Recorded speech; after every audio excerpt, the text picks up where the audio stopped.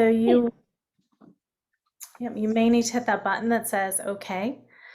And just so everyone knows who's on the call, we hold these classes monthly with various topics. We've done chair yoga in the past. We've done, what do we do? Mindful yoga in the past, and they're open to anybody. A few of you are my friends. A few of you are already work with us through various employer programs, but they really are open to all. So, if you have that friend that is curious about yoga or, oh, thanks, Allison. Yeah, chair yoga was great. If you have the friend that is curious about yoga or a family member that just wants to try it, they are, of course, welcome. And that's always available on our website. And just so you know, we do have classes throughout the week. And in October through December, we're going to be doing some special workshops on mindful eating, as we usually do in the fall. So you can contact me or just send me a note after the class if you're interested in learning how we couple eating, our habit of eating, with mindful attention. Okay, so if you haven't too, right now I have the gallery view of Zoom. I highly recommend doing the speaker view so that you can or pin Eileen's photo to your screen. Okay, but I will also demonstrate today. All right, Okay, thanks, great. Eileen, and thanks everyone for coming. Thanks, Marla. So yeah, sorry for my big fingers coming at the screen, but I have an iPad, so I just wanted to see who's here to welcome everyone. I do see some familiar names, but a lot of people I haven't met, so welcome. It's nice to see everyone taking this break on a Tuesday. So maybe put in the chat where you're from. I would love to know where you are regionally, or maybe you're Marla's friend, or if you're with one of the organizations, let me know where you are from. And if there's anything else you want to add, like, are you home or at work, in an office? Sorry again for my fingers. Okay, so Rochester, New York City, nice. At home, Atlanta, friends in Atlanta. Rochester in the office, Boston, work from home. Feeling Canisius. Yeah, that's what I love about the virtual, is that we really can be in Atlanta. A friend of Lisa's, who is a friend of Marla. Awesome. Sharing the yoga love. Yes, hips don't lie. They get tight from all the sitting, which is exactly why we're here today. So awesome, Allison. All right. So going from that, what Allison just shared about the hips don't lie. Okay, that's what our practice is going to be centered around today. So let's take a moment to center ourselves. Well, this is going to be primarily a chair practice, maybe not the way you've always thought of a chair yoga practice, but that's so that it's adaptable and accessible from wherever we find ourselves, whether we're at home in an office or in an office, right, in my makeshift yoga studio. I think maybe I see Marla in a bedroom, right? So wherever we find ourselves, we'll take a comfortable seat, a mindful seat. Right? And one way to help with our seated posture, right, when we kind of use the back of the chair, we make this angle, right, of our low back and our hips and our legs, which shortens the front of our pelvis and our hips. So if we slide a little bit forward so that we're not actually using the back of the chair, then as we come forward, you might notice now I have more of this perpendicular-ish, but I actually want the hips, the pelvis a little bit higher than my knees, rather than back here where my knees start to get a little bit higher than my hips. And then that can create a little bit more space for the front of our pelvis and our hip flexors, which is one of the areas that tends to get pretty tight. And then I can let my legs be heavy, right? And release my feet into the support of the floor and my seat into the support of my chair. And then the shoulders can relax down the back as we find this lift and length out of the low back, long through the back of the head. Maybe let your gaze drop down towards the floor, even allow your eyes to close. And we'll take a few mindful breaths here. Breathing in and breathing out. Each exhale, maybe let your seat get a little heavier, grounded. Right, and even as we start to relax, this is very subtle that as we let the legs get heavy and start to move more into a parasympathetic nervous system rather than our sympathetic kind of fight or flight, the front of our pelvis, our hip flexors there will start to release. And just take a mindful moment to notice kind of what's going on around your seat and your hips and your low back and the area that we'll be focusing on.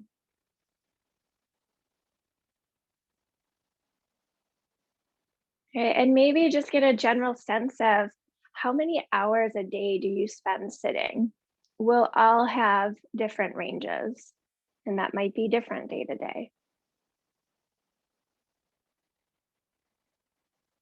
And then go ahead, open your eyes.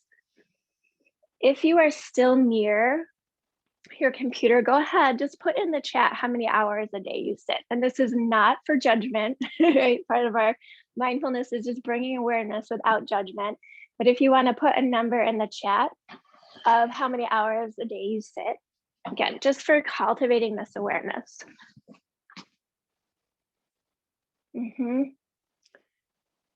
So we have, right? Yep.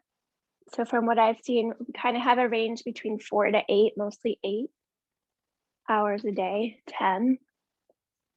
Yep. So you can kind of see where you fit in that range again without judgment. But that might be a clue. Okay, if I'm spending 8 to 10 hours in a day, how many of these like movement breaks can I build in?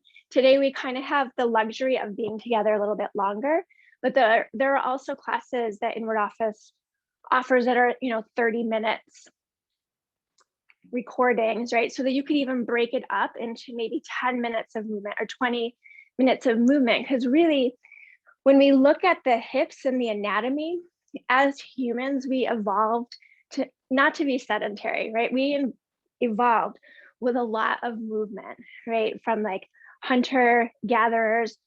If you think about like, right, if we're like gardening, things like that, or picking food, there's a lot of movement in a lot of different planes and ranges of motion. So now, right, we're in a desk, we're usually in a small area. Our planes of motion have really become limited, right, when we're sitting in our chair. So even if we're not doing a formal practice like today, just getting up, right? Before, when we were in the office, you might have to walk to go to the bathroom or walk to get the water or walk to talk to a coworker. So if you can build in some of these movement breaks, because our hips are really designed for mobility, right? If we look at the anatomy of the pelvis and the hip socket, right, it's a ball, right? And joint, so it moves a lot in a lot of different ranges and planes, like I shared. And so our yoga practice is perfect because we move in a lot of different planes in yoga, right? We're not just in this one shape, which in yoga, the word asana, which are the physical practices, the postures that we do, means to take your seat. But I don't think, thousands of years ago, they were considering like the office chair, right? So we actually want to be up and moving through those different planes. And just like we started our practice with a little bit of mindfulness, the muscles of the lower body and the hips and the low back are what my teacher calls like mindfulness muscles, because they're not the big muscles that we typically think of or have a lot of conscious awareness of. Like we might be really conscious of like our traps, right? Very big, right? When we're stressed, we might feel that a lot. And again, we have this sensation of like Allison shared, like, oh, my hips don't lie. But a lot of times those muscles that are louder are very superficial muscles. the muscles that are deeper that really help create more stability around our core and our low back, which is going to help us as general humans and movers throughout our day, are actually very small and more deeper internal muscles in the pelvis. So those are kind of what we're going to be working through today. You know, a lot of people think, oh, my hips are so tight, right? I just want to stretch. And so, you know, maybe we go to yoga and we try to get into these very like big external hip rotators. And actually that kind of extreme going from sitting to those really deep passive stretches can actually be more weakening to the muscles of the hips. So today we're actually going to look at more of building this stability, right? And mobility. We're meant to be movers, and we're also meant to stand a lot more than we sit, the way that our body is designed. So we'll spend a lot of time on our feet today as well, rather than more time in the chair. The chair is just going to kind of be a prop today. But as we're here in our chair, one simple movement we can do while we're sitting is to move into this forward plane, right? So if you want to come forward and take your forearms to the top of your knees and press down through your feet again, right? We're hinging at the hips rather than kind of folding from the low mid back. I'm going to come forward and just lengthen out of the spine. Right, and see if you can tune in again to maybe some of the more subtlety around the hips, right? And our hips are kind of 360 degrees being in this ball and socket joint. Right, and then go ahead, slowly walk your way back up, and we're gonna come out of our chair, and we're actually gonna come into chair pose. Right, so rather than sitting in a chair, we'll take chair pose, which is gonna require more recruitment of these muscles that are stabilizers around the hips and the pelvis. Right, so you could use the chair in front of you, has a little bit of support, and we're just going to come to standing. I suggest let's stand with our feet at least hips distance apart, which means the pelvic bones on the front, which kind of above the pockets. Right, so even during your day, if you sit a lot, even just getting up and standing. Some people have even been transitioning to standing desks, right? If you are required to work those 8 to 10 hour shifts. And maybe we start to kind of rock a little bit forward and rock a little bit back on the feet, right? So rocking more towards the balls and the toes, and then rocking back towards the heels. And then just notice how your lower legs, maybe your low back responds to that movement, what muscles kind of engage. And then see if you can take the weight just in front of the center of the heel. So right in front of the heel. Right, again, just like when we were sitting, let your feet get heavy, and almost like from your seat, you're pressing down through your legs into the mounds of the big toe, pinky toe, and let the toe pads kind of relax on the floor. And then we're going to lift and spread the toes, right? And notice how the muscles will engage up the legs into the core of the pelvis. Keep that lift as you soften your toes back down to the floor, right? So that starts to bring a little of this engagement and stability into the lower body. And then we're going to walk our seat back.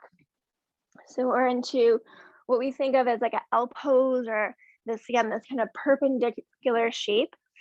Can spread through the toes, again, root down through the toe pads and the balls of the toes, and then reach back through your seat. So we create some length, now almost like you're reaching back through the outer right seat and left seat, making a little space. You could alternate, bend and lengthen the legs here.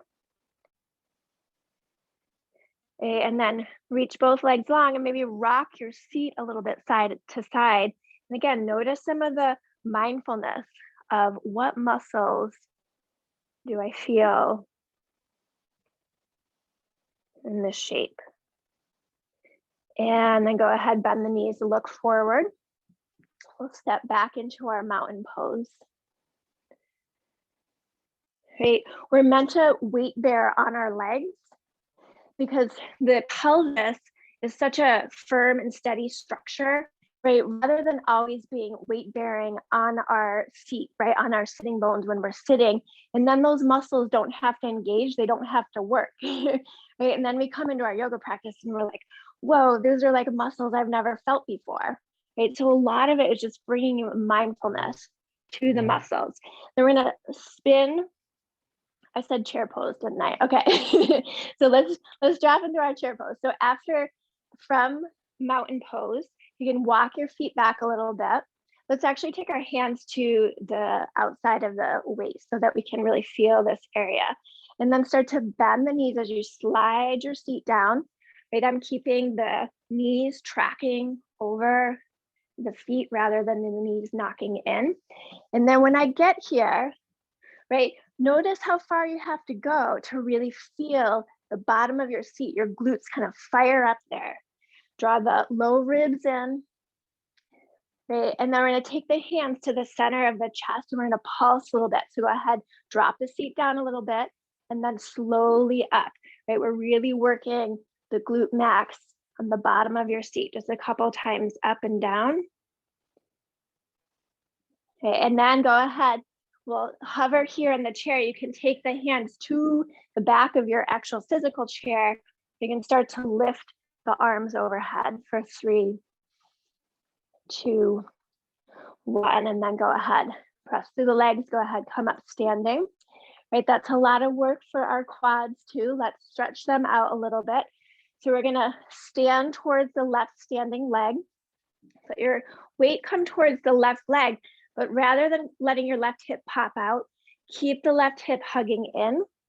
As you start to walk your toes behind you, you can point the toes back, maybe bend the knee, or if the hand reaches the outside of the foot, you can hug the knees, hug the hips towards the midline.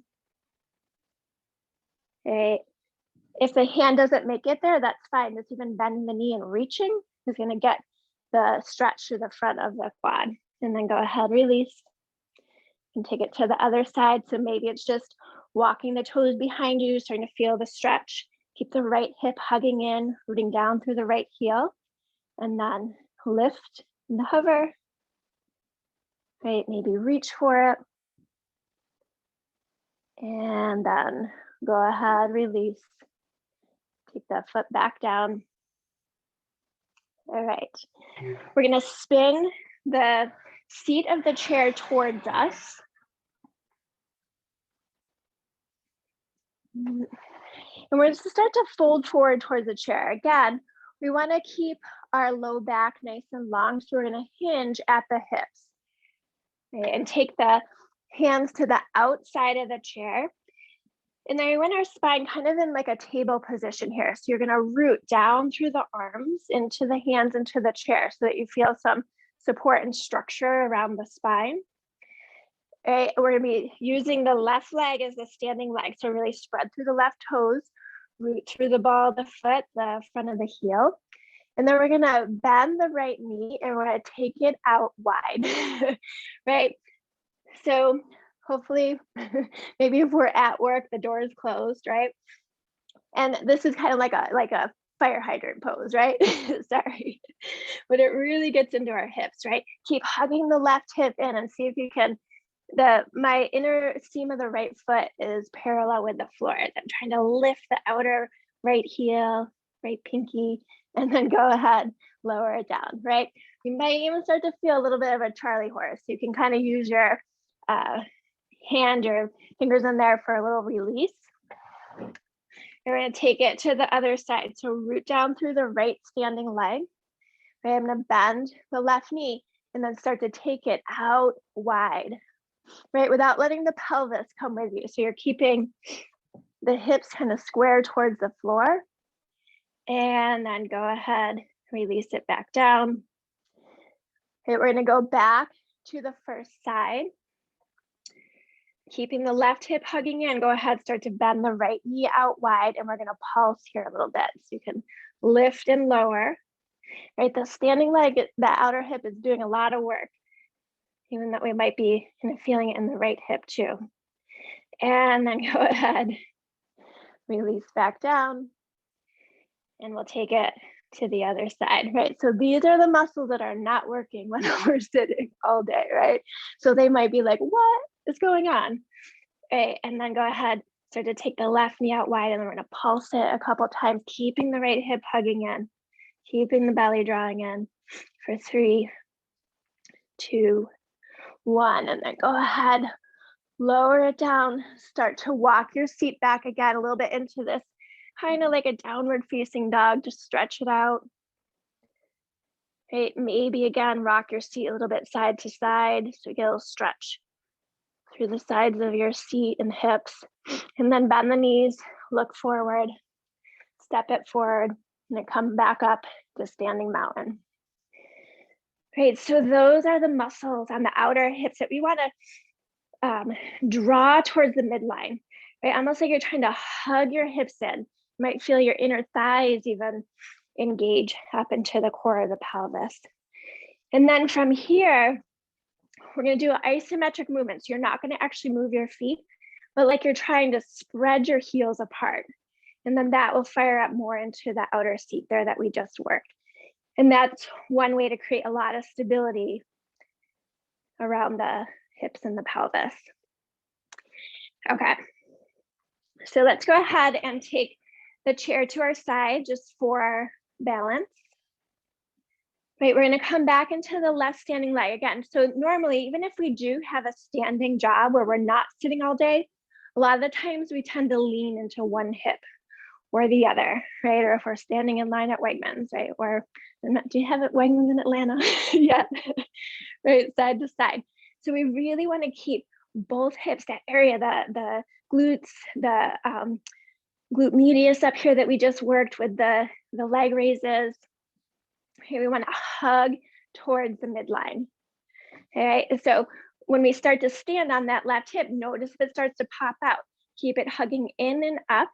And then we're going to lift the right knee, the right thigh parallel with the floor without losing the left hip. And we're just going to start to internally rotate the leg and externally rotate the leg. So we're getting into the hips a little bit more here. Okay. And so that, again, these are the range of motion and the movement of the ball and socket, the hip joint here, where the thigh bone plugs in.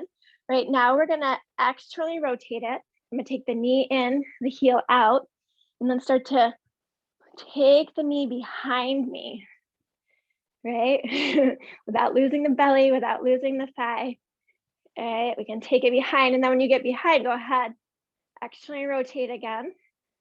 Internally rotate, take the knee forward, and then we're going to externally rotate the knee so that the heel comes in, knee comes out. All right, so internal, heel out, take it behind, external. All right, and let's do that a couple times. All right, that standing leg is probably getting a little fatigued. All right, and then go ahead, release. Let's take a stretch for the left standing hip as we take the left toes behind and over to the right. And then you can start to side bend towards the right a little bit. So you can just kind of gently press out through the left hip. You can leave the fingertips on the chair for balance if you want, or you can add the left arm alongside the ear. And then come back through center. Great, maybe notice side to side in your mountain pose. Compare your left foot and your right foot. I'm sweating. I'm glad I opened the windows. I don't know about anybody else. So I'm just going to take my chair to my other right hip. You could just turn your hip towards your chair, but I'll stay facing you. So I have the chair there for support. Okay, again, we're going to start with the right leg and really get rooted through the standing leg, not letting it pop out, but keeping it hugging in and up. Maybe hand at the waist for support as you start to lift. I'm going to keep the toes spreading so this whole leg stays active. Okay, and then we're going to start to create some of the movement, right? So internal rotation, taking the knee in, the heel out, and then external rotation, heel in, knee out.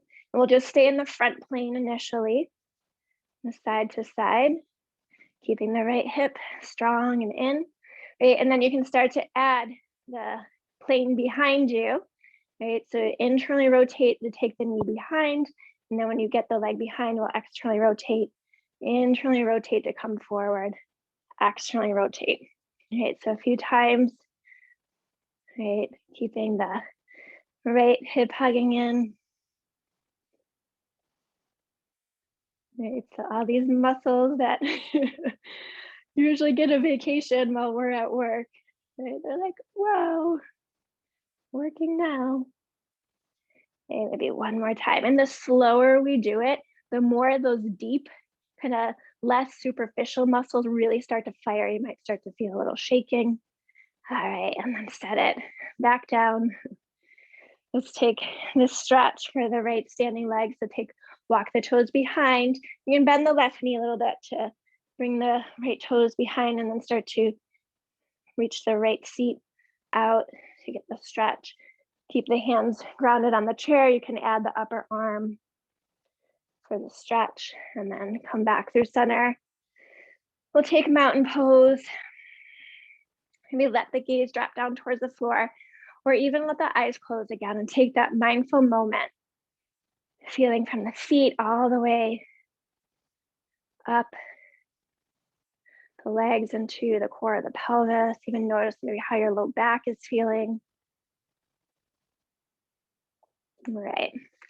And then we'll come back into the L pose, kind of like our downward facing dog at the chair. So you can walk your seat back now. Okay, and we're really reaching back through our seat and the sides of our waist and our hips. And again, if you want to add this shimmy or rock side to side. Right, so we want to counter both stability and that strengthening practice with a little bit with mobility and movement and bringing more fluid into the joints. And then bend the knees, look forward. We'll step back towards the chair. Okay.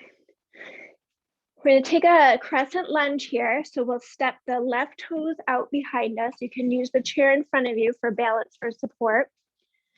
Okay, the front knee is bent over the front ankle and heel. And if we notice our knee tends to get weak in these standing poses, it's really not so much of a knee issue as it is as a weak hip, right? So it's really the strength of the outer right seat that draws the knee towards the second and third toe rather than dropping into the arch of the foot, into the inner arch of the right foot. Okay, so as we come into this lunge, you can bend the back knee just a little bit, and you might feel a nice stretch for the back hip flexor. We're going to spread through the right toes, ball of the foot, lift the right heel, right? And really will fire into the right outer seat. And then go ahead, press and root the right heel down towards the seat. Keep the right hip turned on, right? For our lunge here. You can keep the hands on the back of the chair, or maybe you want to lift the arms up alongside the ear. That adds a little bit more length through the front of the left hip flexor. And then go ahead, take the hands back to the chair. We're going to plant the left heel to the floor, left toes out to a little bit of an angle. And then we're going to start to lengthen through the front leg. So we'll just get a little bit more into the hamstring, the back of the leg here. You could slide your chair forward or even take your forearms and your forehead to the chair. We're going to draw the right hip crease and right outer seat back and the left hip a little bit forward. And then go ahead. You can step the back foot forward, come back into mountain, take a moment, pause, notice from side to side again. And then we'll take it to the other side. So our crescent, our lunge pose here with the chair, reaching through the back, right heel, the right knee can bend a little bit so we get a lift through the space through the front of the right thigh. So the hip flexors there, that's what gets really short when we're sitting. So it's a nice opener there. And then it's going to be more work for the left seat, right? So we're going to spread through the left toes, root down through the ball of foot as you lift the heel, right? Outer left seat starts to fire up. Keep that as you root the left heel down towards the floor. So we create some stabilization for the left knee. Okay, you can keep the hands at the back of the chair or start to lift the arms. Lifting through the front of the right pelvis. Keeping the left outer heel rooting down.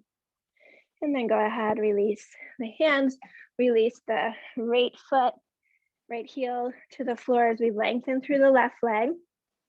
Hinge at the hips. Okay, draw the left hip back and the right hip a little bit forward. Get into the hamstring.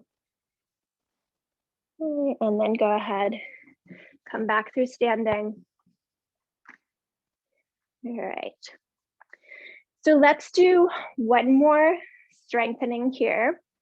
I mentioned we could use a block or a book, something that gives you a little bit of support and height.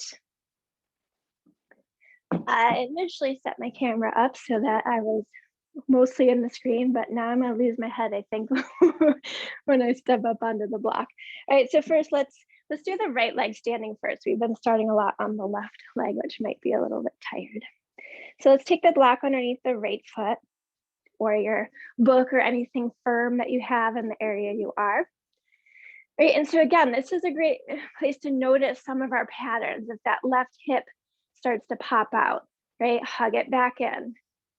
Right, and then do it again, kind of let the left hip go a little bit lazy, right, and then hug it, so it's hugging in and up, right, one more time, hug it in and up, and then we're going to start to stand on the right leg, so you can lengthen through the right leg, lift the left toes off the floor, right, set your left toes back down to the floor, but keep the right leg extended. Again, you can kind of pop out through the right hip where it gets a little weak and stretched there, but that's not exactly the kind of stretch we want, right? So hug the right hip in and up, and then we're gonna lift the left toes, and we're just gonna let the leg swing forward and back without losing the right standing leg and hip.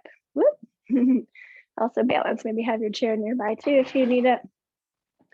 Okay, and we're just swinging at the joint here. You can even create a little bit of circling the thigh bone in the pelvis.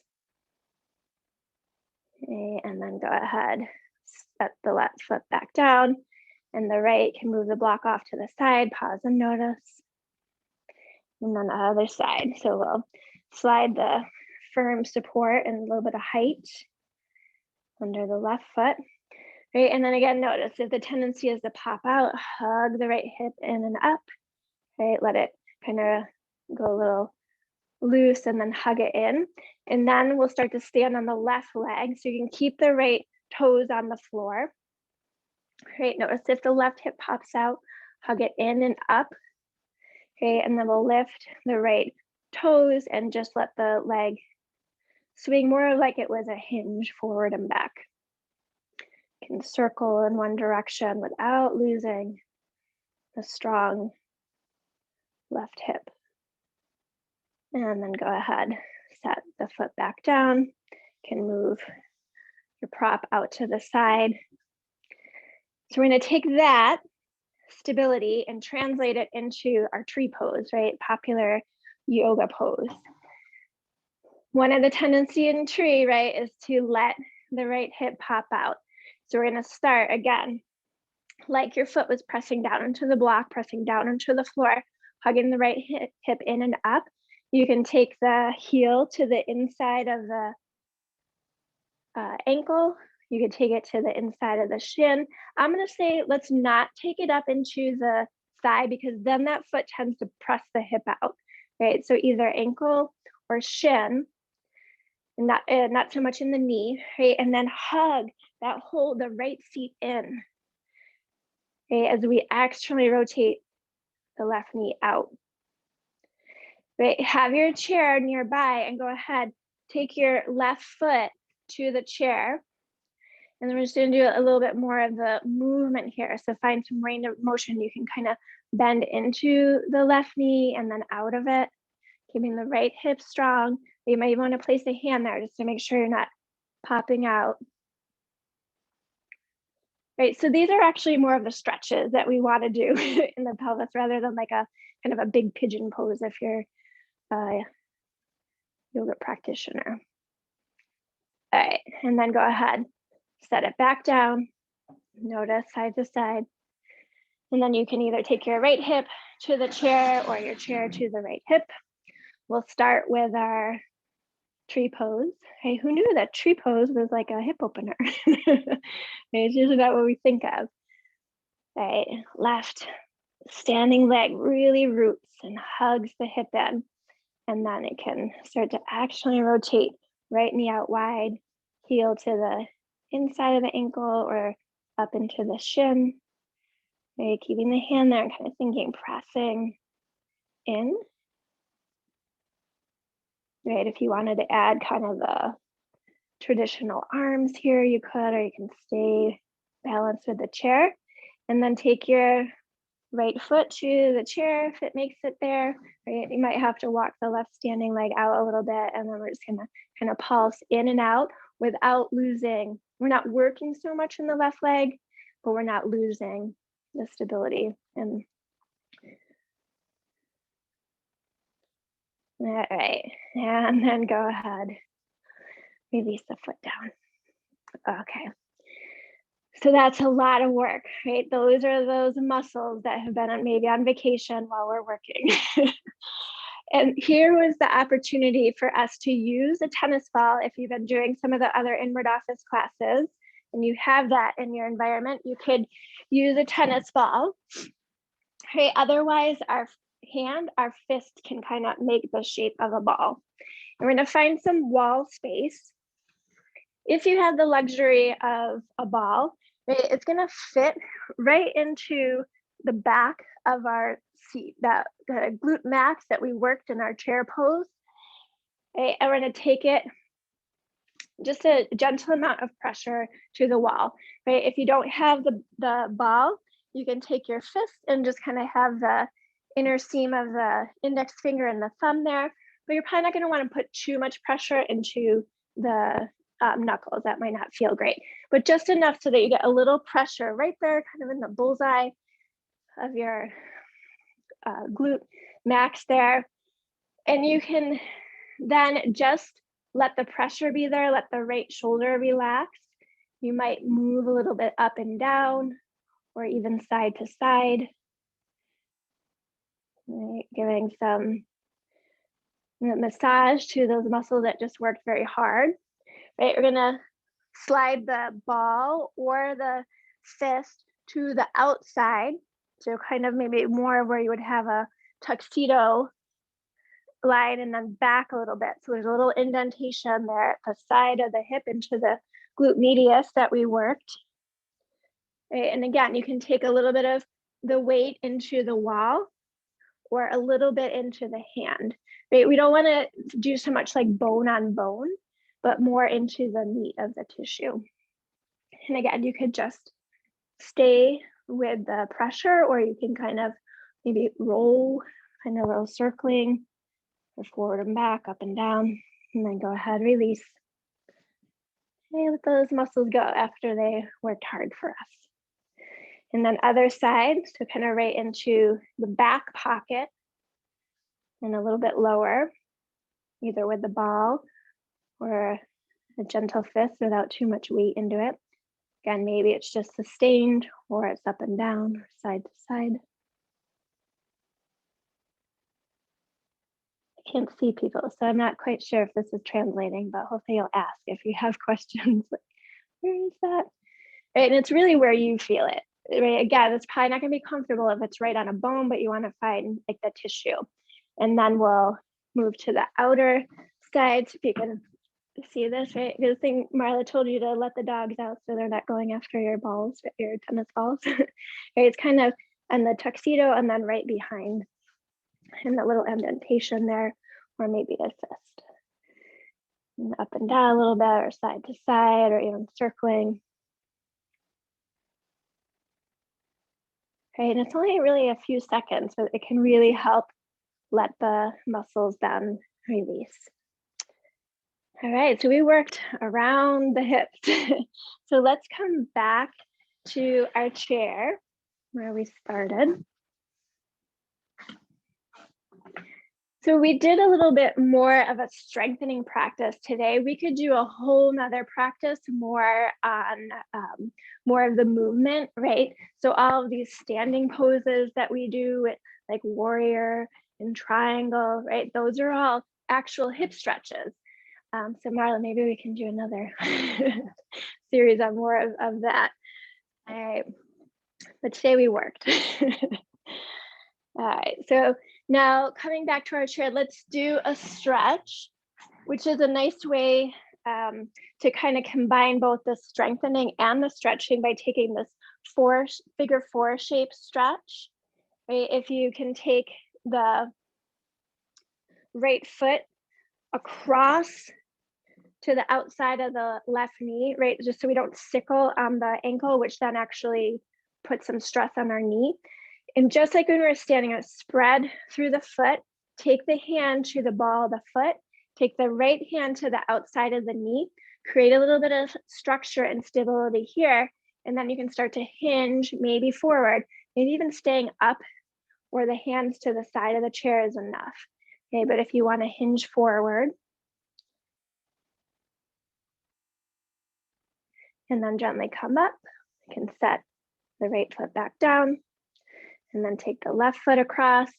Again, we're going to create some stability, pressing the right hand gently into the foot, left hand into the knee, create the structure, and then start to hinge at the hip, right? You could stay up, hands to the side of the chair, widening the left knee out, right? Or taking it forward. And this stretch can kind of help with that kind of maybe like Charlie horse feeling that you might get after working those deeper muscles. And then go ahead, come up, release the foot. And we'll come back to our mindful seat where we started. Maybe eyes closed or gaze relaxed on the floor as you let the hands relax to the top of the legs. Feet release, feet releases. And then notice if there's any kind of gripping or tension left in the muscles that we worked.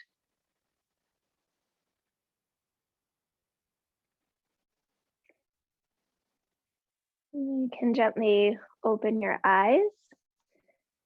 Thank you so much for taking the time to join us today. Hope you have a wonderful rest of your day. Thanks, everyone. The hips feel good. All right.